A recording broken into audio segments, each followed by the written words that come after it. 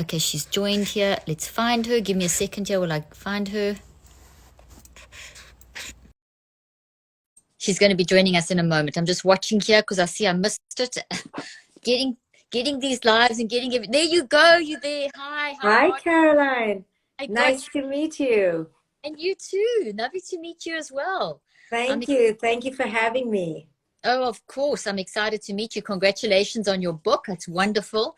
I was scanning through and I actually picked out a few little sections to talk about. But let's start first of all by you just telling my viewers and listeners who you are and what you do. I gave a very brief intro, but you take it away. Sure. I'm a clinical psychologist and I work with tons of clients. And I'm also an author. So I've written many books on transforming the parenting paradigm. My first book that many people know me for is The Conscious Parent. And then I've written three more books on parenting.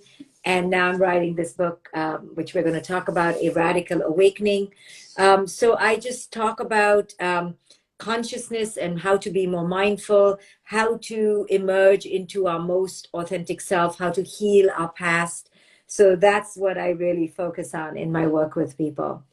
Well, that really marries very well with what I teach as a neuroscientist and mental health and mind-brain research, how we've got to deal with our past and what's happening in the mind and the brain and consciousness and the non-conscious mind and how we can change that and transform that and reconceptualize it. I'm really excited to talk to you about this. There's so many angles we can go, and I don't know if you have a particular, if you want to dive in, if I can just dive in, or if you No, you dive in. You dive in. I mean, because it's, it's so live, you're not going to, it's not that long. So I was looking through to see what things really caught my attention. And I was, the chapter 12, Fact or Fiction, there was so much I had to tell you that caught my attention.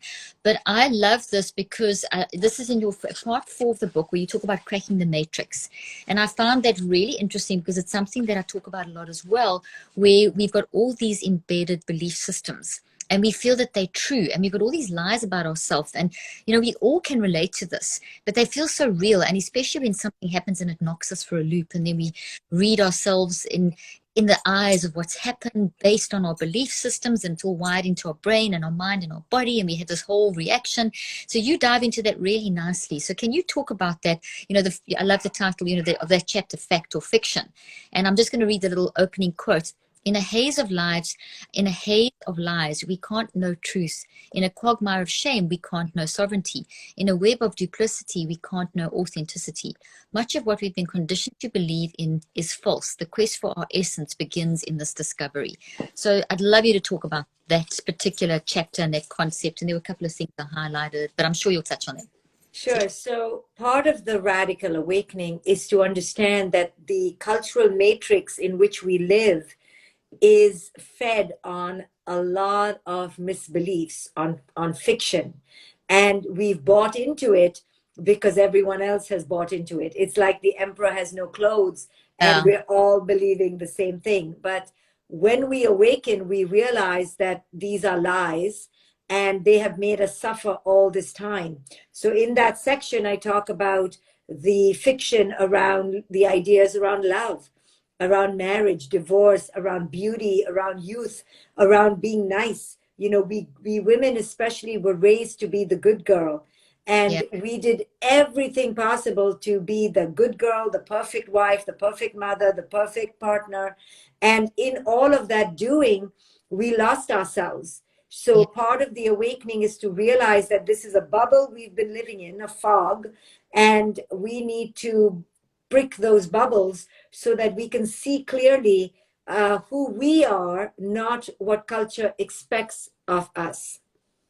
I love that. Okay, so let's dive in and be practical and give some examples. So, like you give an interesting one about motherhood, and funny enough, this was a discussion I was having with someone just recently, and I have 4 adult children, and we were just talking about the expectation. As soon as 2 of them are married, and there's this expectation, why haven't you got kids yet, or do you have grandchildren yet? And I liked it, and I actually dog-eared that section because you talk about one of the first cultural lies around motherhood is that it's a should, and that we are somehow lesser if we choose not to become a mother. And I thought that's just a great thing because you really deal with women and transformation. I mean, that's really, and so I'd love to talk about that. Let's start with that one first. Well, as women, you know, part of our biology is to nurture and to take care of. But that doesn't mean we have to have our own biological children. We can take care of animals, the earth, other people's children. It is in our biological nature, you know better than me, to give love and to caretake. But when that becomes a mandate, and it makes us feel lesser than because we can't biologically birth or don't want to biologically birth, now that becomes a lie. So nature gave us the capacity to birth, but it didn't give us the mandate to birth. So Mm. motherhood first is an imperative, it's a mandate, which is a lie. And then there are ways to be a mother, which are all lies. You have to be the perfect mother, you have to raise the perfect child, your child must be obedient. And if your child is unhappy, that means you were a failure. These are all lies. But we women don't realize they're lies. So when our child is unhappy, we think it's something to do with us, and we shame ourselves and we cause suffering. So this that chapter really talks about the myth of motherhood and helps women to reconfigure a new relationship with motherhood where they can be in a partnership with their children, but their children don't define them and they don't define their children. And that's what is that what you mean by the essence, to get to the essence of who we are, of our humanity. And Yes. it's use your identity in the role of motherhood or the role of wife or the role of woman or the role of Yeah. whatever work. It's the essence of you. It's first and foremost you, and then it is whatever else you do. Right, but we lose that focus, you know. So on the cover, I put a lotus because the essence is inside, and these petals are all the layers that we need to open and unfold. The Love. essence is deep inside, you know. So if you want to radically awaken, you have to look at yourself as this petal, these many layered petals that need to open one by one. What do I believe in? How have I been raised? And kind of take it apart to reveal who you are inside.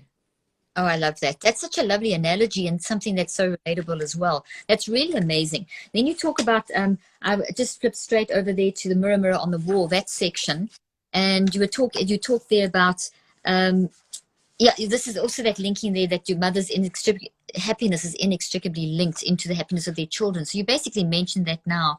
It's that, and you talk about your motherhood comes with the diagnosis of an extreme and sometimes obsessive codependency. I want to talk about that because I've had so many questions because I do a lot of Q&A like you do, and there's been so much around parenting and around, and for years I've been in this field for years, it's like 38 years now, and there was mothers always blamed for everything, like autism back in the day it was mother's fault, and generally there was a lot of Freudian psychology that was always the mother's fault, and I think you touched on that, but let's just talk a little bit more because I think so many mothers walk around with so much shame and guilt. And we are going to make mistakes. We are going to traumatize our kids unintentionally. There is impact of our cultural upbringing, which carries through. Can you talk a little bit more about that and just help us to understand how to deal with that? Well, again, as little girls, we were raised to believe that getting married and having children was like the most important thing. So when we don't do that, we feel a failure. Then because it's our PhD, it's our trophy, the biggest trophy, and we identify with that as our well-being. Our worth depends on how good our children do. And that is such a dangerous Mm. enmeshment, so dangerous and toxic for the mother and the child. Because when the mother makes the child her project, oh my goodness, then that child is doomed. Oh, God. Yeah. So, and many mothers, because they haven't found themselves, they look to find themselves through the role of mother. And the role of mother is one finger of all the fingers. It is not your supreme finger. Yes, it takes a lot of time and Yeah. it takes a lot of energy, but your identity cannot be all mother. There has to be a interplay of other things that feed you. But because we've been raised to be the supreme mother, we put all our energy into it. And that's actually toxic for our children because they feel all this expectation and fantasy and hope that the mother puts on them, and they can't handle it because there's no room for them to fall apart, to fail, to not be happy. And they just need to have a regular life and their own life experience. Oh, that's so good. And it's so important that, because there's enough, there's the implicit stuff that's in us that we've grown up with. And then there's all this, the societal things which have come from it, have created that implicit bias that we have towards parenting. But that I love the fact that that you encourage people to be themselves as well. I've got 4 kids, and they're all between the ages of 23 now and 30, and 2 are married. And my son, and they've all said to me at different times things like, because I've always done my PhD and done research, and my life has always been, I'm breastfeeding and I'm going to do a lecture, and that kind of stuff. It's always been my life, and working is a part of it. And I would be a terrible mother if I didn't work. I'd be so frustrated. It's made me, and my kids said that, Mommy, please do it. Rather go and work. Yes, we'd like you around, and they want me around, but it's because I've developed that inside of me, and I encourage mothers to do that. Working in practice. I'm so glad you. Absolutely. Because our children need to see that our source of happiness doesn't come from them. That is such pressure on a kid when they realize or they feel that they are the source of their parents' pleasure and joy. They should be a small aspect of our happiness, but they can't be the whole thing, because then they feel pressure to keep that up.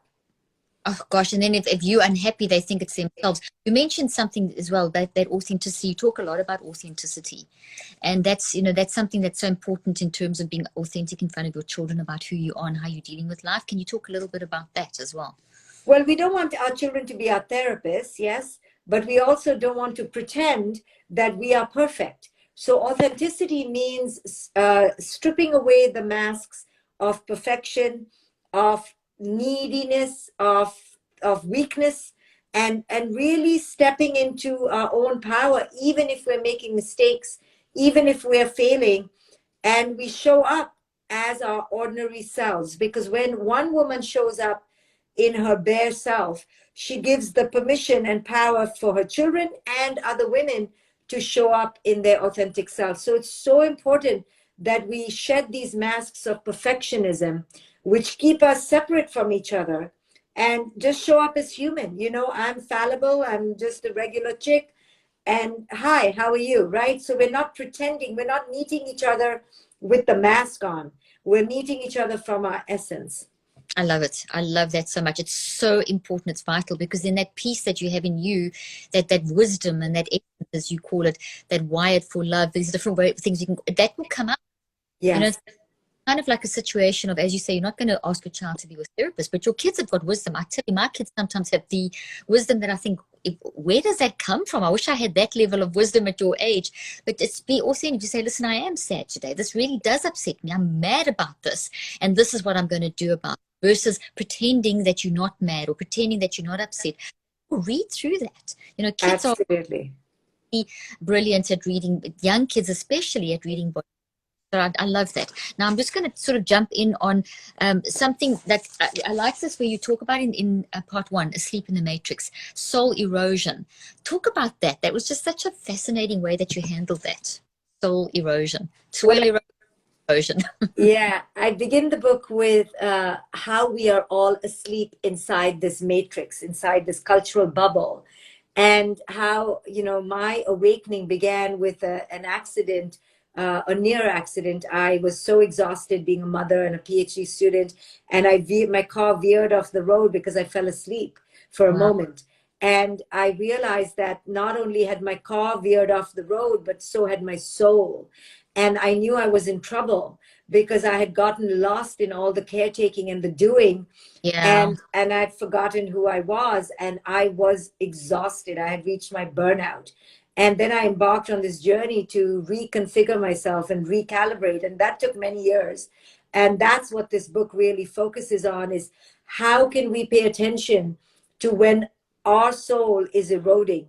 How can we pay attention to when we are living so afraid of our truth, and pay attention to that fear, and then transform that fear into a new rebirth?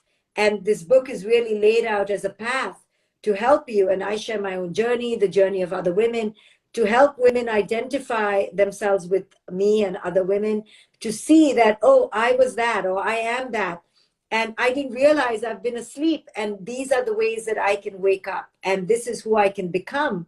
And it gives you tools and ways to walk this path of reawakening.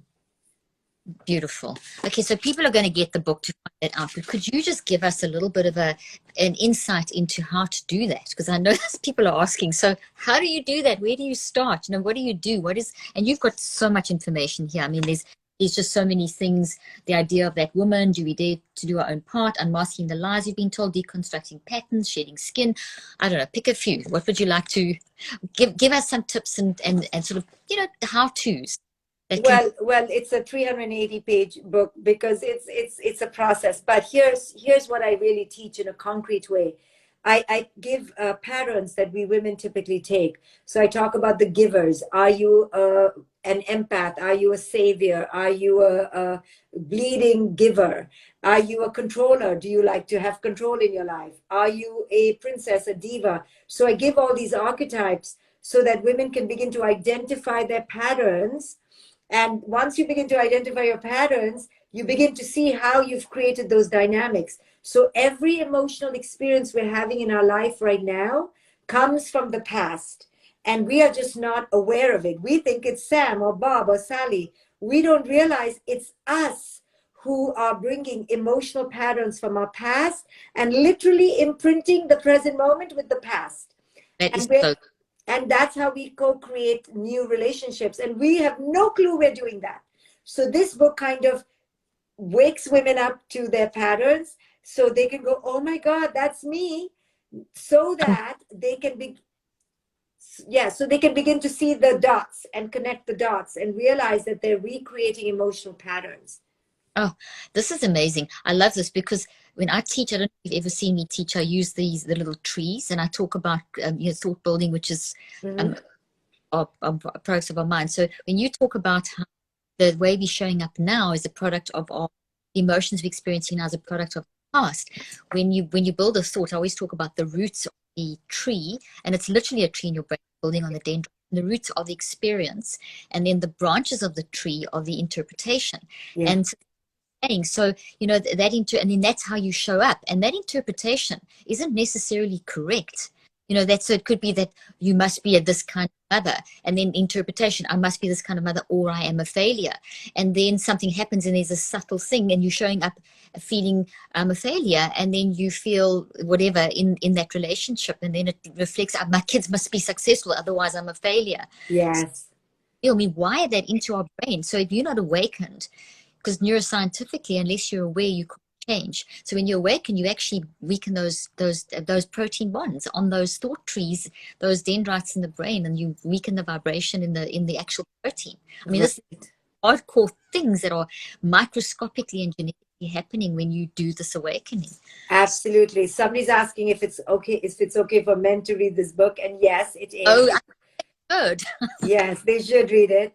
But you're right. So we make these constant recreations from childhood that strengthen these neural pathways in our brain. And now we are robotically reacting to life in the exact same way. But we don't realize, because we don't own our co-creation. We think it's happening to us. We don't see how we set up the dynamic exactly like the old dynamic. And now the other person is doing their part and we are in an enmeshed relationship. So this book helps women to identify their patterns and begin to break free out of them. That's so important, because as you say, that those patterns can, and people so often, I'm sure they say to you, but I can't do anything else. This is who I am. I don't know any other way. I can't, but that's because they haven't been awakened. They haven't seen. They haven't seen. Back and observe that. I always talk about the multiple perspective advantage. You've got to stand back, observe your own thinking. It's a self-regulated process. Yes. And moving forward, otherwise you just get into this this sort of hamster wheel of life, and it's so frustrating. Yes. Yes. Wow, that's amazing. So you talk about jump over to I'd like to talk maybe the many faces of the ego. You talk in part 2 about confronting the shadow. You asleep in the matrix, and then you've now awakened them. So the first part is to understand that they need to awaken.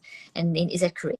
Yes. So the first part is asleep in the matrix, to realize that fear has been ruling your emotions. You've been hungry for validation and love from the outside. Then the second part is called confronting the shadow, which is all these different faces. You begin to realize your patterns. The third part of the book is awakening your sexuality, because our sexuality has been so ignored. So I help women to step into their power and own their bodies in a more glorious way. Part 4 is cracking the matrix, where I begin to deconstruct our falsities around motherhood, like you said, love and marriage and divorce. And then the last part is awakening into your spiritual essence, and how you can do that through creating sacred boundaries, through entering greater compassion for yourself and others, embracing your sovereign queen energy. So I talk about all these different ways that you can truly enter your spiritual power. Love it. You talk about embracing detachment and embracing emptiness, and people don't want to do that. We're in an era, as you and I both know, where it is, as soon as you feel detachment or emptiness or depression or anything, oh, that's bad. But meanwhile, those are messengers. They're doing something. And I always talk about embracing, conceptualizing. So I was particularly entranced when you used the word embrace as well. I mean, you said embrace detachment and emptiness. People want to run from that. They don't want embrace it. So can you talk a little bit more about why you talk about embracing detachment, embracing emptiness as part of awakening from the matrix? Yes, so many people are asking what the name of the book is. It's A Radical Awakening, so you can find it anywhere. So embracing detachment means that we have to stop enmeshing ourselves with other people's unconsciousness. Most of us are so deeply in the bed with other people in terms of what they think of us and what we need from them, that we are so entangled and codependent that we are not in a healthy space. So part of being in a healthy, powerful, autonomous space is unenmeshing. And that process is what I call detaching. And people get scared of detaching. They think it means to be cold or brutal, but it really means to be healthy and to awaken to your own adult self, where you're not needy and sucking from the other person. That is so good. I love that, because when you have an unhealthy expectation of how you believe other people should respond to you, and they don't respond in that way, it'll break you. And you'll immediately see that as you are being rejected, or there's something wrong with you. It immediately goes to the identity, doesn't it? Right. You don't see how you have been empty from inside, needing the other person to give you something. Then when they don't give it to you, you're going to be empty inside. And So then you say it again. then you feel broken. Yes, but you were already broken. So you actually have to see the brokenness and go through it. You know, I've got a lot of my friends are surgeons, and they always say, listen, I have to cut you up to fix you up. You're going to, you have to be broken and cut up and pain and the process of healing. And it's such a good analogy to understand what you're talking about. Yes, yes. So I always say you don't, the relationship doesn't lose you. You came to the relationship lost. And the relationship is mirroring that again. So it's your opportunity to go, okay, how am I recreating my inner void here? How am I recreating my inner lack here? And how can I now use this breakup or this dysfunction to help me enter my own wholeness? And if someone says to you at that point, I can't do that, or how do I do that? How do you transition from the recognition that this is my own brokenness and my own emptiness, and it's just being reflected in this relationship? How to ask those questions, to be curious about why that transition, help a person when they're in a real place to transition to starting to do that, because it's quite hard to start doing that kind of thing. So Well, I think when we're in enough pain, at some point we have to look in the mirror and go, why am I here again? What am I doing from my end that makes me attract or stay in these dysfunctional relationships for so long? And that's when you take yourself to a therapist or a coach or a counselor, or you read books like mine, and you begin to do the inner work. Because once you do the inner work to realize why you're repeating patterns, that is the gateway to your freedom. People don't believe they can be free, because the greatest lie we have indoctrinated is the lie that we are unworthy. We believe we are unworthy. Yeah. So that's why. That is so good, because when you feel you're unworthy, then you're going to basically reject anything.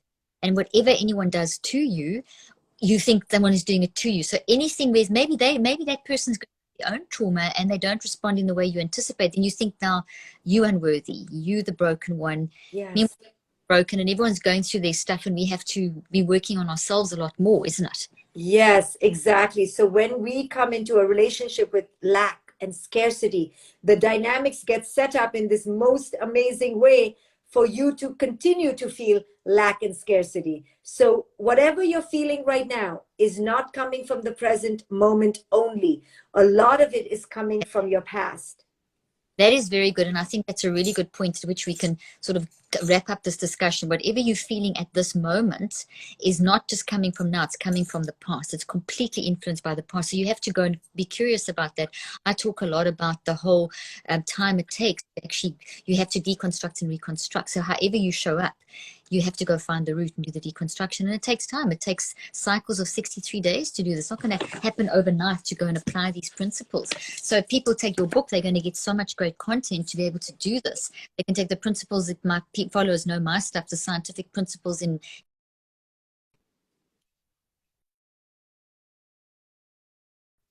my phone went all weird there for a moment. You've got an incredibly powerful combination to actually find out who you are. And it's a scary process, exciting process. Do you have any closing words of wisdom? And then tell us after that where people can get hold of you and find out more about you. And obviously the book's available wherever books are sold. Any Yes. closing words of wisdom? And That it's everybody's right to be free and to live their most authentic self. So if you are right now in a relationship or in a situation where you're feeling hurt or sad or if repetitively angry or ignored or rejected, this is your time to change your life by taking a course or doing reading a book or getting some help, because you deserve to never be afraid. It took me a long time to realize that I deserve to never be afraid, like never, of another person. And you deserve to never feel like you have to fake it. You deserve to never feel like you depend on somebody else's approval for you. This is your destiny and you deserve it. You just have to do the work so you can step into your destiny. that is so good. That's wonderful words of wisdom to close off this discussion. And where can people get hold of you? So they can go right now to aradicalawakening.com, and I'm doing a 10-day course if they want to do this deeper with me. I'm starting on Sunday, or grab a copy of the book either there or Amazon or at an indie store. So just find me at aradicalawakening.com. Fantastic. Thank you so much. Thank you for spending that time with us and for sharing your wisdom. And I think it's just wonderful. If we could be ourselves more and release our essence, we would be a much happier world. Thank you, Caroline. Thank you, everyone, for being here. Thank you for listening. Bye. Bye-bye. Bye.